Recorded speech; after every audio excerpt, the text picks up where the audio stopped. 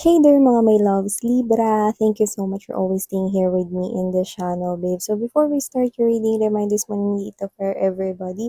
So just pick up only the messages you think are for you. At kung feel mo na ang reading na to ay para sa'yo, then this reading might be really for you. At wala tayo ditong gender, babae, lalaki, LGBT, cross-watchers. You can play flows if you want. Of course, you can do that. And at the end of the day, you always have your free well, and hi and hello sa mga new subscribers. Ako po si Yan. Welcome. At sa mga returning subscribers, thank you sa inyong walang sawang pagsuporta. Kung hindi nyo pa knows, meron pa po tayong other channel na pwede mo ring tambayan. If you're interested, ang link is down sa ating description box. Yes po, wala po talagang sapilitan na rito sa channels ko. Kung gusto ninyong tumambay anytime, go ahead, you can do that. No? Kung ayaw ninyo mag-subscribe, go ahead, you can also do that. No? At maraming maraming salamat sa inyong presence no? Dito sa aking channel. No? Your presence are all more than enough for me. So yeah, let us get messages for you, Libra. Okay, simulan na natin ito. Hi and hello mga angels and spirit guides ni Libra and Archangel Michael. Thank you so much. Can we get messages for Libra, please? What do we have here for Libra, please? Messages for Libra.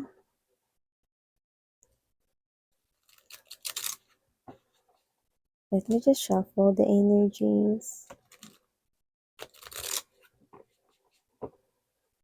Messages for Libra, please.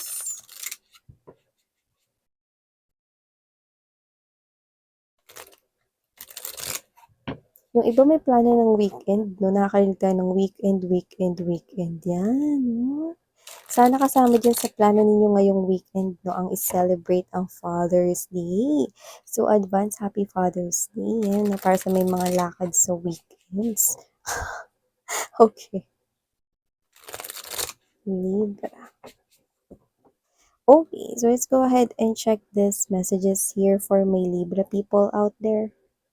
Ilatag naman na natin before we start reading. You have here, 9 of Wands energy,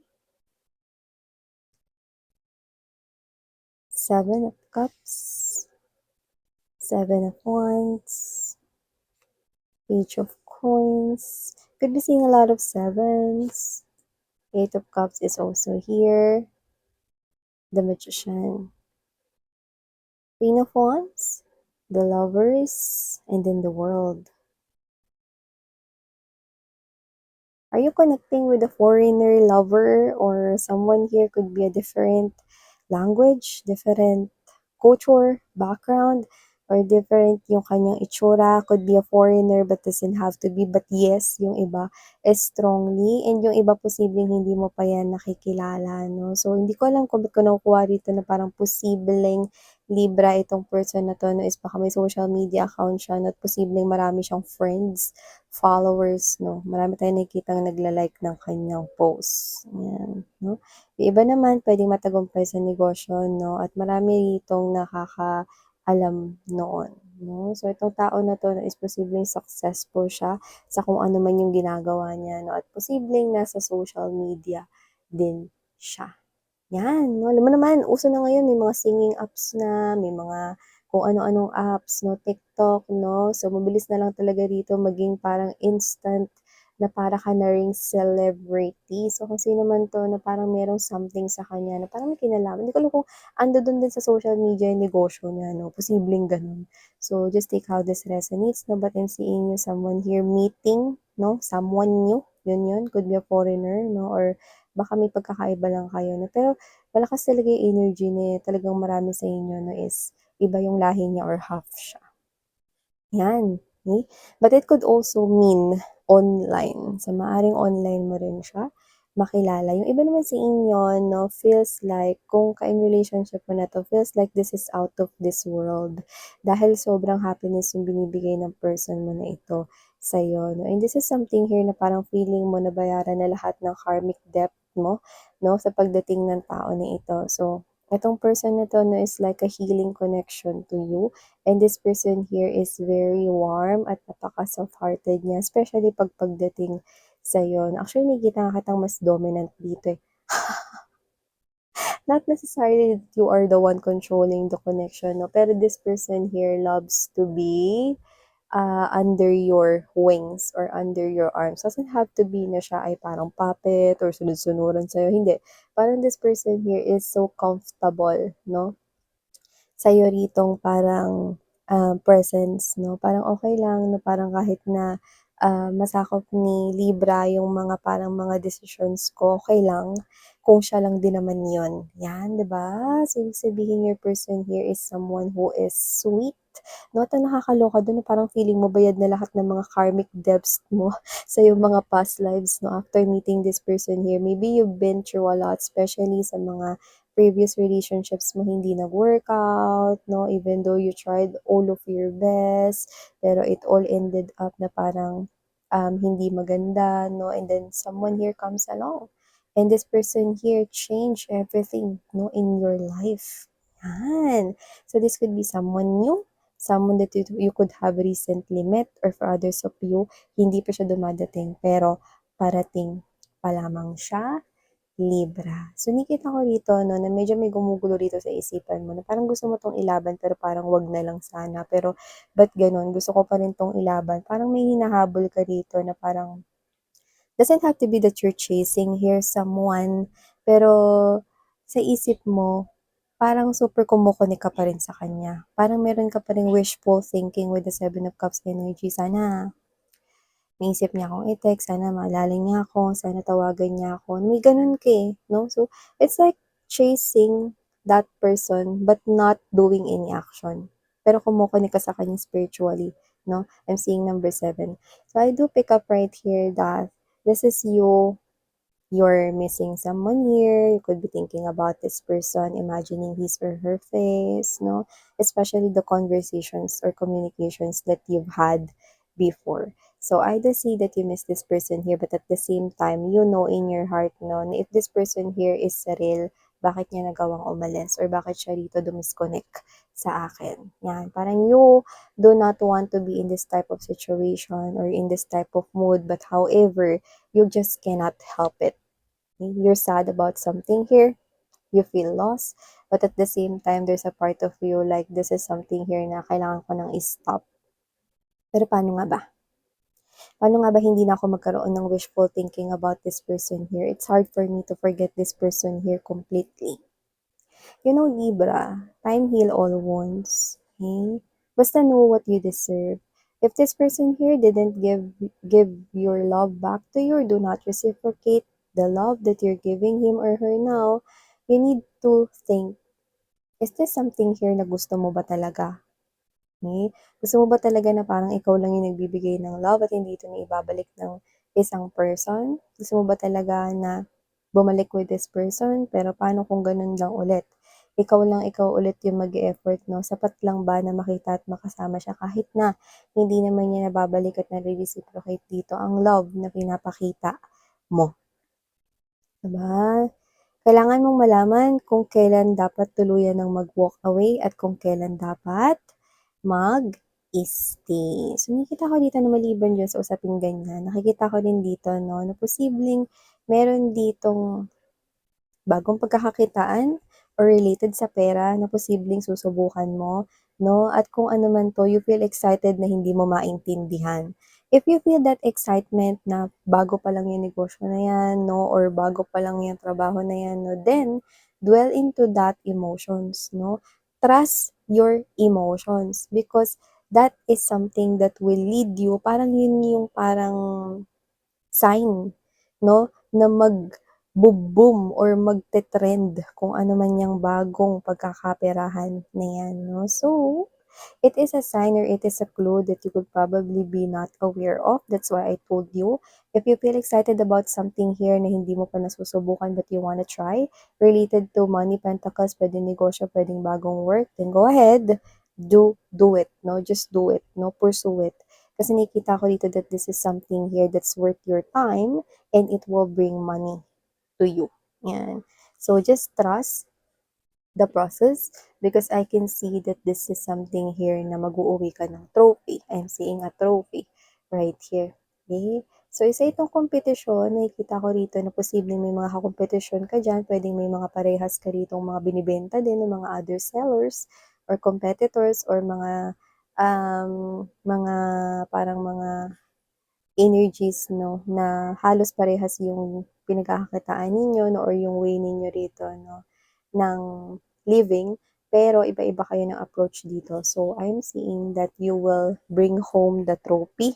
So, 'wag kang mag-stop at 'wag kang mag-give up, okay? This is something here that you will be looking forward in the future because this is something here great, especially when it comes to your plans, mga plano mo sa life 'no. Yung mga plano mo kasi sa life 'no, konektado sa pera. So, may mga gusto ka sigurong bilhin, baka may mga gusto ka ditong pag-investan. Now is the time for you to grab this opportunity for money growth. This is something here that will arrive pretty soon if wala pa man din yan.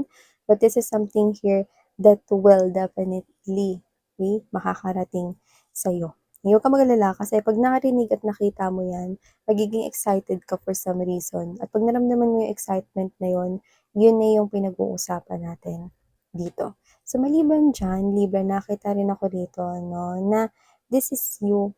Nakikita kita dito na nagiging resourceful ka 'no, about the things around you here 'no. Tsaka dito nakikita ko na marami pang mga bagay ang mangyayari rito na may kinalaman sa mga mina-manifest mo dito sa buhay. Kaya naman, you've got all the tools that you need, the magician energy is right here.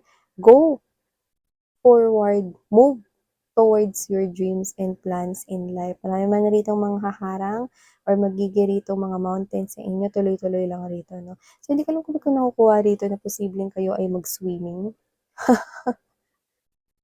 So, posibleng kayo ay galing sa outing or mag-a-outing together with the family, may nakikita akong gano'n or pag-uusapan yung outing na posible kayo ritong mag-outing, mag-swimming sa beach 'no, or staycation, whatever 'no, pero it's a nature vibe talaga. Okay, I do see you right here na posibleng ito ay mangyari 2 to 3 months from now, yan 'no. So, nakikita kita rito na parang mag-e-enjoy ka diyan. Okay, however, meron ako nakikita rito na hindi ko alam kung ito ba ay 'pag doon mismo sa pupuntahan mong swimmingan or sa pupuntahan mo rito na travel 'no, pero nakikita ko rito na posibleng meron ka ritong maiwan or isipin mo na may mawala kang gamit 'no. Pero huwag kang mag-alala kasi makakabalik yang gamit na yan sa'yo. 'Yan. Pero siyempre 'no, magpa-panic ka pa ba kung puwede mo naman itago yung gamit na 'yan 'no, at i-secure. Siyempre kung magpupunta ka sa mga banyo at mga lugar 'no, make sure na 'pag umalis ka, check mo muna lahat ng gamit mo 'no. So ito naman, kahit maiwan mo ito or mawala mo ito 'no, nakita ko na trusted yung lugar or trusted yung mga staffs doon. So nakikita ko na makakabalik pa itong gamit mo sa'yo. Kung ano man 'yan, nakikita ko rito na magpa-panic kapag 'yan ay naiwan mo, nawala mo, tapos ikaw tuloy, "Saan ko ba nilapag yun?" Tapos 'pag binalikan mo lahat ng mga pinuntahan mo 'no, wala dun 'no, kasi yun pala nailagay na dun sa lost and found or naiabot na 'no, sa kung saan man dapat yun iabot. Puwedeng sa police station, puwedeng dun sa venue mismo, sa hotel, sa restaurant 'no, or kung saan man 'yan. 'Yan yung nakikita ko dito. And aside from that 'no, Libra, eh, nakikita ko rin dito na posibleng kayo yung klase ng energy na na-try niyo na yung iba't ibang ipit nung bata pa kayo. Especially kung kayo ay babae 'no, or naipitan na kayo rito. Yung mga guys 'no, I think naipitan na kayo ng mga baby pa kayo 'no, like yung pigtail, mga ganyan 'no, ponytails na dalawa 'no. So whatever the case may be, I'm picking up that. So just take how that resonates. Yung iba kung hindi naipitan ng ganyan 'no, posible nakapagsuot na kayo ng wig 'no, parang katuwaan lang, 'yan. So whatever that is, I don't know 'no, kung may kinalaman ba yun sa sense ng reading na ito. Maybe that is one of the clue or signs 'no, na para sa'yo yung reading na ito, yan. So nakikita ko rin dito na posibleng hindi ka makatulog 'no, sa mga susunod na gabi riyan 'no. So nakikita ko rito na kung ano man yang iisipin mo 'no, ay puwedeng yan yung bagay na gustong-gusto mo na pero pinipigilan mo naman din yung sarili mo na 'wag yan gawin. Iba ito dun sa pinag-uusapan natin kanina na may iniisip kang tao 'no. So, I think meron ka rito iba pang bagay na gustong gawin pero posibleng napanghihinaan ka ng loob o may takot. Either takot ka o pinaghalong takot at kaba. Pero isipin mo mga babes na kung hindi mo pa yan gagawin ngayon o kailan mo yan gagawin, 'di ba? You only live once. You need to do your best right here, no? Because the next thing that you will be reincarnated or you will be reborn in this earth, hindi mo na maaalala, no? So now that you have a chance to do anything here for yourself, okay? Even if it means trying, no? So do it now and pursue whatever that is. Libra. And I'm also picking up right here na parang magkakaroon dito ng general cleaning. Hindi ko alam kung sa bahay niyo ba to, sa office ninyo, or isa ka sa mga cleaners.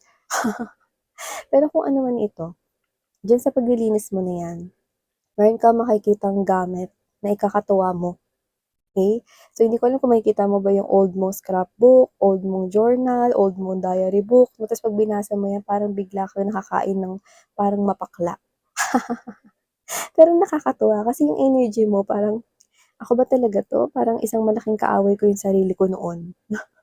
Parang feeling ko ako yung sariling kontrabida sa sariling mundo ko, no? So, parang may mga actions ka na parang childish. Siyempre, bata ka pa naman nun, no? Or may mga pictures ka na makikita na parang feeling mo ikakahiya mo ngayon. Yung mga ganyan. Pero yung iba, posibleng yung madidiscover mo no, is itago mo pa din kahit na sobrang tagal na nun. Because this is part of your memories, no, na alam mo na naging happy ka doon. No? So baka yun yung times na masyado makulay yung suot mo, no? Stripes na nga yung long sleeve mo, tapos yung jumper mo, bulaklakin pa. So whatever the case may be, this is something here that's great. I think nakapaglinis ka na tapos may makikita ka pa rito na mas magpi-fill up ng energy mo. Kasi iba sa inyo parang ayaw ninyo yung makalat. Parang pag makalat di kayo nakakapag-isip ng maayos or hindi kayo nakakapagtrabaho ng maayos. So after ninyo maglinis, may makikita kayo dyan. Especially pag sa bahay nyo, may mahalungkat kayo dyan. Yan.